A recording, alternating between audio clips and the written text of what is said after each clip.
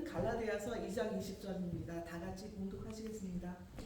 내가 그리스도와 함께 십자가에 못 박혔나니 그런즉 이제는 내가 사는 것이 아니요 오직 내 안에 그리스도께서 사시는 것이라. 이제 내가 육체 가운데 사는 것은 나를 사랑하사 나를 위하여 자기 자신을 버리신 하나님의 아들을 믿는 믿음 안에서 사는 것이라. 아멘.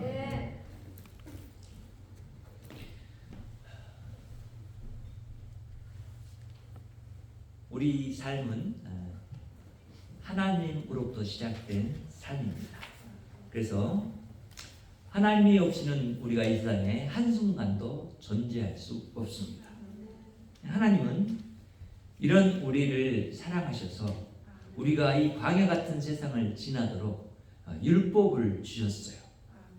그러니까 율법을 주신 이유는 우리가 하나님의 자녀로 하나님이 없는 세상에서 하나님을 발견하고 또한 우리 자신을 깨닫도록 하기 위함이에요.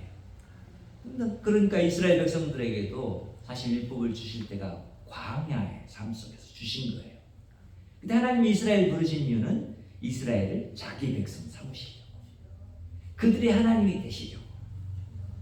그래서 하나님이 그들을 부르셨는데 그들에게 율법을 주셨을 때는 율법이 제대로 된 그 기능을 감당하도록 하기 위함이에요. 율법의 기능은 뭐냐면 하나님의 백성을 하나님의 백성으로 만들어가기 위한 하나의 기초석이에요.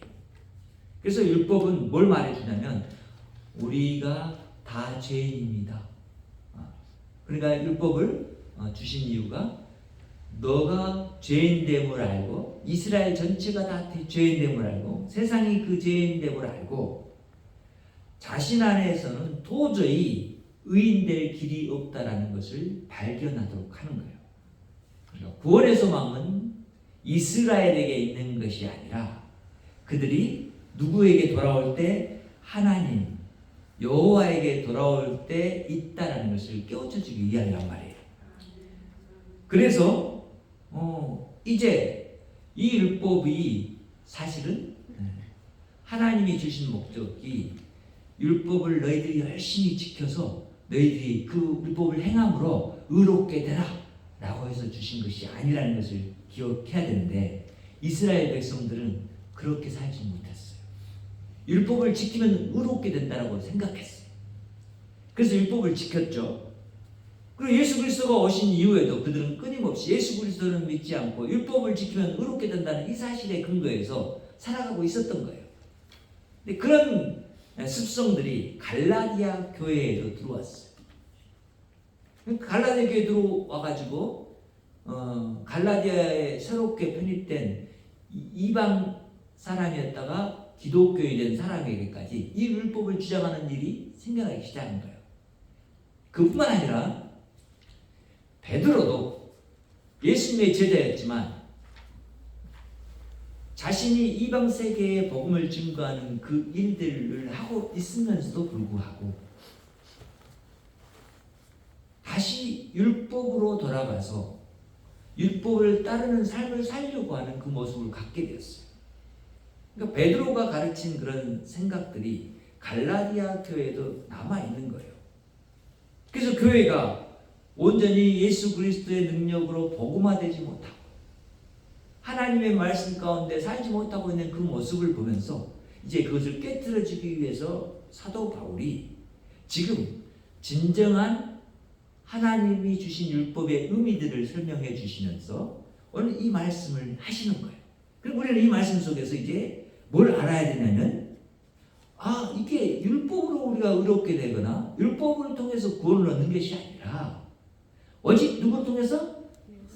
그리스도 예수를 통해서 구원받고 의인이 되는구나 라는 것을 분명하게 다시 인식하고 그런 능력 있는 하나님이 우리 안에 주신 이름 안에서 새롭게 되고 성장해서 하나님이 이 땅에 세운 하나님의 백성의 공동체인 교회가 든든하게 서서 세상을 향해 나아가 하나님이 다스리고 계시고 하나님의 통치하심을 나타내도록 하게 함이 마땅하기 때문에 바울은 이런 오늘 말씀을 갈라디아 교회와 거기에 있는 유대인들과 이방인 성도들에게 주고 있는 거예요. 우리는 오늘 이 말씀을 통해서 확인하게 되는 것이, 첫 번째는 이 말씀 속에서 발견하는 것은 죄로 죽은 자신을 인정하는 것을 발견해요. 내가 그리스도와 함께 십자가에 못 박혔다라고 한 말은 그런 의미잖아요. 내가 십자가에 못 박혔다라고 하는 것은 우리가 언제, 혹은 바울이 언제 십자가에 못 박혔어요? 뭘 말하는 거예요? 나는 예수님이 십자가에 못 박혔을 때, 지금 여기서 예수님이라고 쓰지 않고 그리스도라고 쓴 이름을 집중해야 돼요. 예수라고 안 썼죠? 그리스도라고. 왜? 그리스도라는 이름은 또 특별한 의미를 갖고 있어요. 어떤 의미요? 우리의 왕, 우리의 대표자인 거예요. 하나님이 우리를 봤을 때 예수 그리스도가 우리의 대표자이기 때문에 예수 그리스도가 어떻게 하느냐가 우리가 어떻게 하느냐로 결정은 되고, 하나님 예수 그리스도를 통해서 우리를 보신다는 거예요. 근데 이 그리스도를 통해서 본다는 거예요. 대표자를 통해서. 그래서 대표자가 십자가에 못 박혔으면 우리도 십자가에 못 박혔어요. 이런 얘기인 거예요. 그리스도가 십자가에서 죽었으면 우리도 죽었음, 그 죽음을 인정하라는 거예요. 이 얘기는 뭐냐? 율법 안에서 살았던 너희들의 생각과 모든 너희들의 인성과 너희들이 생명이 있다고 여겼던 모든 전통과 지식과 이 모든 것들이 다 십자가에 어떻게 했다? 못 박혔다, 죽었다라는 거예요. 그것으로 너희는 살 수 있는 것이 아니라는 거예요. 너희가 율법의 행위로 살려고 생각을 했고 그렇게 그걸 쫓으려고 하는 그 모든 것이 다 그때 이미 죽었다. 만약 그렇지 않다면 십자가에 못 박힌 예수 그리스도의 그 능력이 너희들에게 주어질 수 없다고 말하는 거죠. 그래서 그리스도와 함께 이렇게 말을 했어요. 함께. 그리스도가 십자가에 못 박혔을 때 사실은 나도 거기서 못 박혔다라고 하는 것을 여러분이 인정해야 돼요. 그걸 인정해야 돼요. 그래야만 나의 모든 죄가 이미 죄값을 치렀다. 어디 안에서? 그리스도 안에서. 이걸 깨닫게 되는 거예요. 그리스도 나에게 힘이 생겨요. 어떤 힘이 생겨요? 다시 살 수 있는 힘 말이에요. 그래서 그리스도가 십자가를 지신 이 십자가의 사건은 참으로 우리에게 너무나 하나님의 큰 사랑을 받은 사건. 사실 내가 그때 죽지 않았잖아요. 그렇죠? 난 지금도 여전히 살아있잖아요. 육신을 가지고 죄를 지면서 말이죠. 그런데 이런 나를 죽었다고 하나님이 예수 그리스도에서 그때 2000년 전에 선포한 거예요. 이게 얼마나 큰 하나님의 사랑이 십자가를 통해서 나타난단 말이에요. 그 사랑을 받은 우리가 이제 율법을 지키는 것이 아니라 예수 그리스도 그분의 생명 안에서 살게 된 거예요. 그래서 두 번째로는 우리가 그리스도 안에서 살았다라는 것을 이렇게 표현한 거예요. 그리스도가 내 안에 사신다라는 것을 아는 사람이 오직 그리스도라고 말할 수 있는 사람이에요. 그렇죠? 오직 그리스도라는 것은 그리스도만이죠. 그렇죠? 그리스도를 통하여 그리스도에 의해서 이런 말이에요. 그러니까 그리스도가 아니면 우리는 도저히 하나님의 백성 될 수 없다. 의인 될 수 없다. 우리는 죄로 말미암아 죽을 수밖에 없다라는 것을 인정하게 되는 그런 모습인 거예요. 그래서 우리는 예수 그리스도가 십자가에서 그렇게 우리를 대표해서 돌아가셨을 때 예수 그리스도는 이미 우리를 누구 안에 두셨어요? 자신 안에 두셨다는 거예요. 이것을 우리 죄악된 사람들이 온전히 알지 못하고 계속해서 깨닫지 못하니까 지금 표현 어떻게 변했어요? 내 안에, 오직 내 안에 사신 것이라 라고 표현해 준 거예요. 그러니까 예수 그리스도가 누구 안에 살고 있다고요? 내 안에 살고 있다. 이제 이보다 더 확고한 예수 그리스도의 십자가 지심의 능력, 거기에서 받을 수 있는 그 혜택이 우리 안에 있다라는 것을 깨닫도록 해주신 거예요. 하나님의 사랑이 내 안에 있어서 나는 그 사랑으로 말미암아 사는 것이지 내가 내 능력으로 뭔가를 해서 사는 것이 아니다라는 거예요. 그러니까 우리 교인들이 잘 생각을 해야 돼요. 이 부분은. 교회에서 열심히 섬기는 거 그것이 내 의가 되면 안 돼. 그렇죠? 그런 얘기예요. 이것은 예수 그리스도 안에서 우리가 사는 자이기 때문에 생명 있는 자로 마땅히 몸된 교회를 섬기는 행위가 나와야 되는 것이지 그것이 내 의가 돼서 나는 의인이야 라고 나타낸다든지 나는 이것으로 구원받아 라고 하는 것을 나타낸다고 한다면 안 된다는 얘기예요. 그럼 십자가를 무효화하는 거예요. 예수 그리스도가 지신 십자가를 부정하는 거예요. 그래서 안 돼요. 그건. 우리는 그래서 알아야 돼요. 예수 안에서 우리는 의롭게 됐고 구원받았다는 사실, 예수 그리스도 안에서만이 살 수 있다는 사실을 내가 알아야 되는 거예요. 그걸 인정해야 한다. 그래서 우리는 이 말씀을 들으면서 이제 다시 한번 그런 입장에서 율법이라는 것을 봐야 돼요. 우리가 교회에서 섬기는 이 성경을 봐야 한단 말이에요. 그럼 우리는 율법이 정말 아무런 효능이 없나? 우리가 섬기는 이것은 아무런 효과가 없나? 아니요. 그렇잖아요. 하나님은 그런 것을 우리의 열매로 보시잖아요. 그것이 우리의 구원의 조건이 된다거나 우리를 구원하는 능력이 아니라 우리의 열매로 뭐 한다고요? 보답해 주신다라고 말씀하시잖아요. 성경에서. 그러니까 보세요. 우리가 그리스도 안에 산다라는 것은 이제는 더 이상 이전에 죽었던 육체의 생각대로 살거나 내가 세상 전통이 나를 만들어 왔던 그런 생각으로 사는 사람이 아니라 예수 그리스도 안에서 살기 때문에 그리스도가 가진 뭐예요? 그 나라의 통치 법전 안에서 그분의 뜻을 따라서 순종하는 삶이 곧 내가 살아있음을 나타내는 것이기 때문에 내가 하나님 말씀대로 산다라는 것은 그 말씀을 통해서 사는 삶을 통해서 내 스스로 내가 예수 그리스도 안에서 산 자가 되었다라는 것을 인정하는 표가 된단 말이에요. 그것이 없는 사람은 생각해 봐야 돼요. 그렇잖아요. 내가 새 생명을 갖게 됐는데 내 생명 활동이 내 안에서 일어나지 않는다? 생각을 해봐야 한단 말이에요. 그럼 난 진짜 지금 예수님을 내 안에 모시고 사는 사람인가? 나는 새롭게 새 생명을 가지고 살아간다고 하는 사람의 모습이 맞는가? 라고 생각을 해봐야 된다. 근데 여전히 우리는 죄악 가운데 있고 또 여전히 우리는 구원받은 백성으로 이 땅에 살고 있기 때문에 이 두 개체가 함께 지금 내 안에 있어요. 그래서 바로 그런 거예요. 어찌할까? 이 사망의 몸에서 누가 나를 건져낼까? 라고 고백을 한 거예요. 누구만이? 오직 그리스도만. 여러분 다 같이 시작. 오직 그리스도만.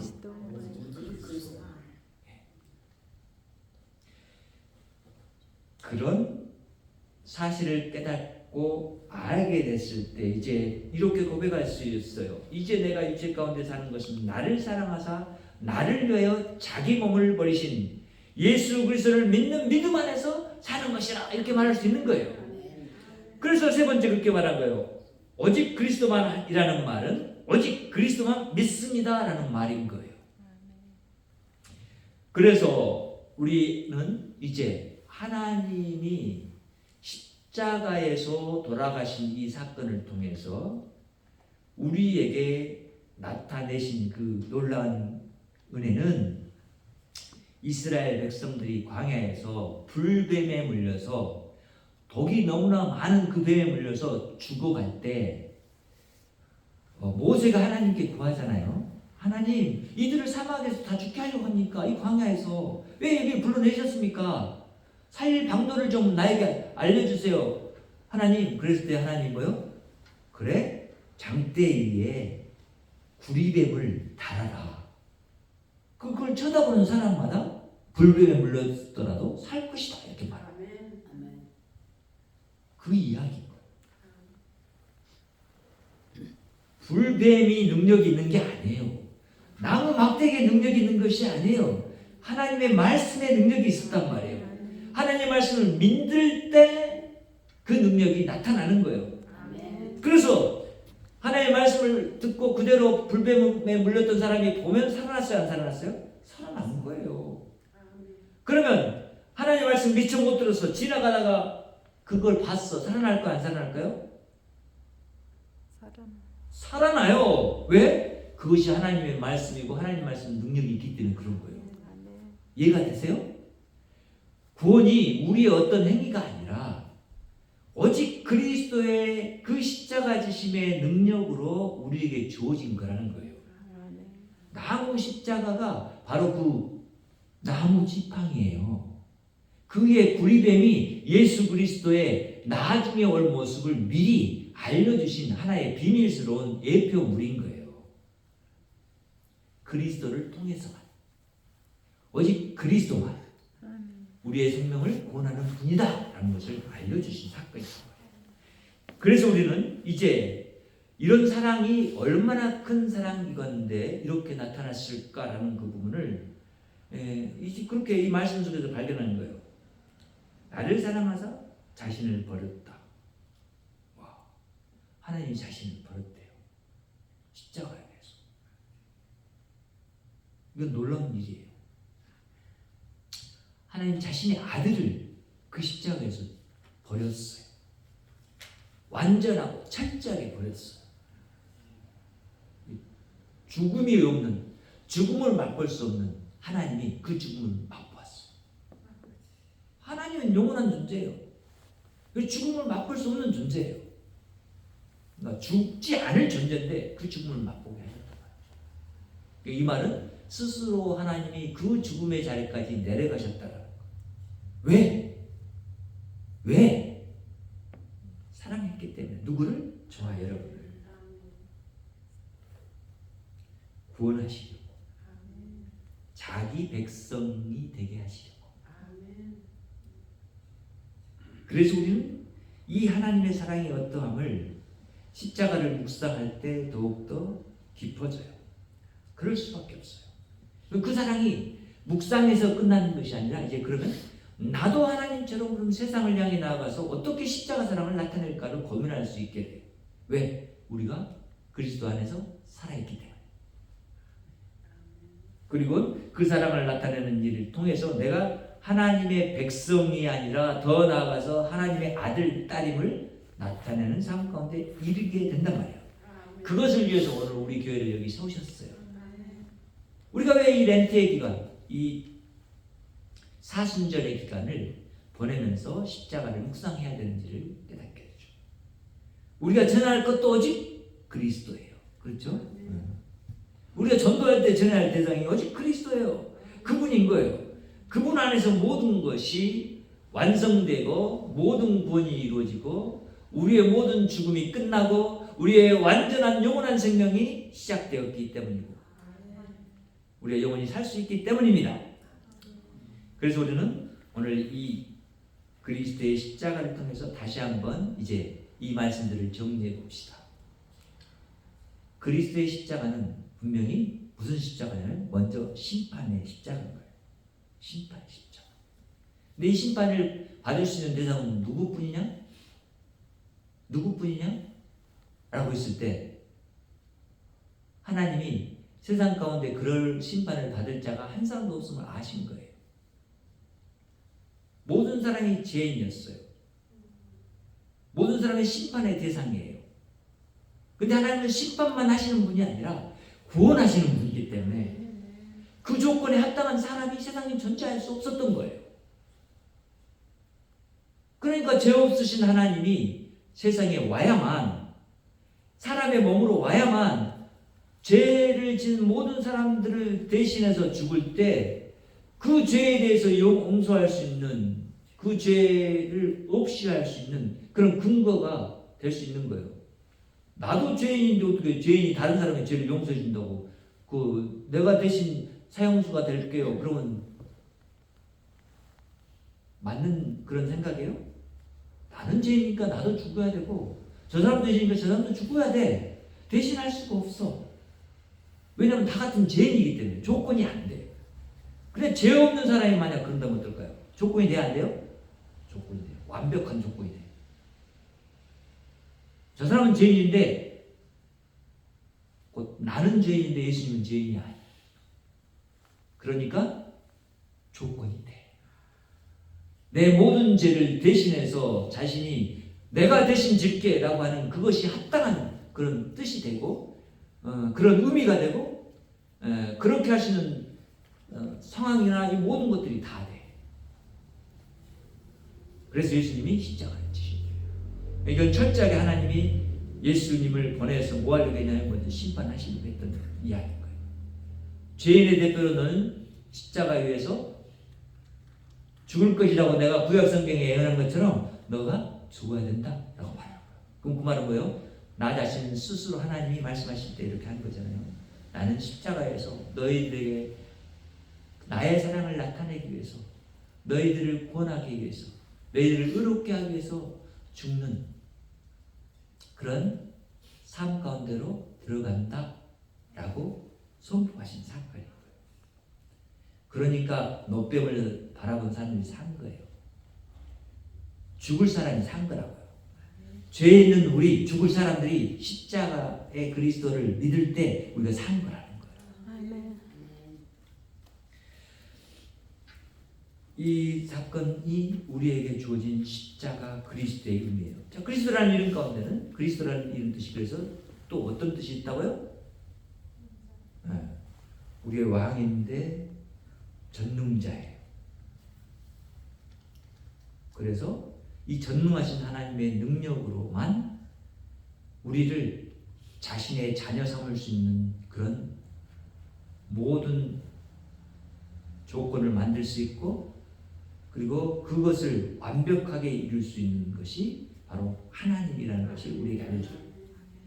그래서 우리는 그리스도라는 이름 안에서 우리에게 주신 그런 의미를 떠올려 볼 때, 하나님은 여전히 자신 안에 우리를 두시고 자신의 백성이 되게 하시려고 하시는구나. 그리고 십자가 위에서 자신의 통치, 이 다스림을 드러내셨구나. 자기의 죽음으로. 이걸 알게 된 거예요. 그러니까 세상의 통치자들은 자신이 그 법을 지킬 수 없을 뿐만 아니라 그 법을 어기면서 나라를 다스리려고 해요. 그렇죠? 근데 우리 하나님은 보세요. 어긴 자들을 위해서 자신이 그것을 대신 지고 책임지고 그 다음에 확보한 것이 뭐예요? 하나님 자신의 나라를 다스리는 통치법을 완성하신 거예요. 사랑의 나라, 사랑의 법. 그렇죠? 섬김의 법. 그것이 다스리는 나라를 만드신 거예요. 그래서 우리는 이 하나님이 나의 하나님인 것에 대해서 오늘 또 감사. 그분 앞에 이 예배를 드리면 합당합니다 라고 내 영혼으로 고백하고 내 몸으로 고백해야 돼요. 내 마음으로 고백해야 돼요. 그리고 이 예배가 그래서 우리에게 더욱더 의미가 있어요. 왜?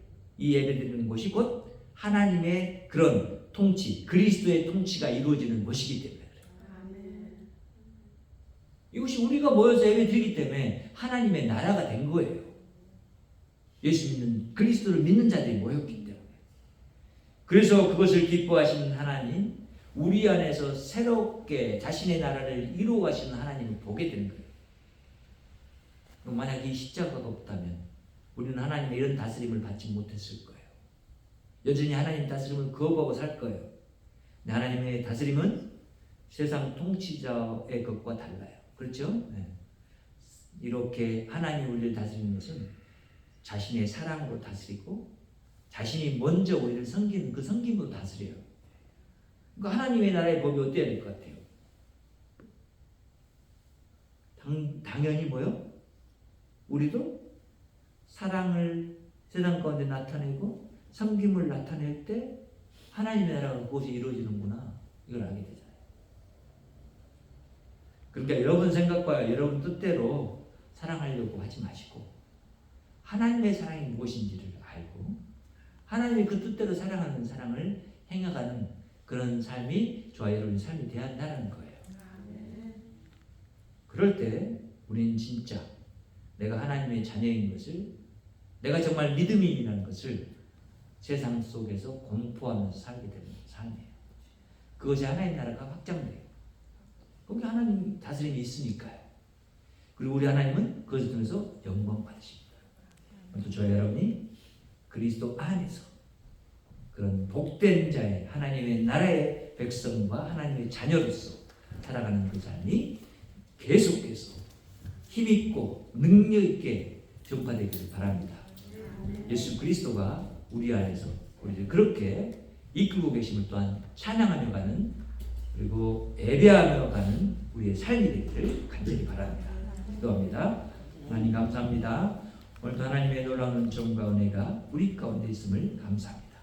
비록 우리가 연약하지만 하나님 안에서 온전히 하나님 바라고 승리하는 삶을 살도록 이끄시니 감사합니다.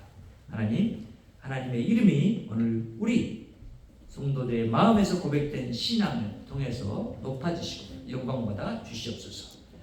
이제는 우리 주 예수 그리스도의 은혜와 하나님 아버지의 무한하신 사랑과 성령님의 내주 역사 교통 충만하시니 오늘도 오직 그리스도만 바라보고 그리스도에 순종하는 삶을 살기를 다짐하는 여기 머리 숙인 주의 귀한 백성들, 그리고 가정 위에, 직장 위에, 지역 위에, 나라 위에, 교회 위에 지금부터 영원토록 함께 계실지어다. 아멘.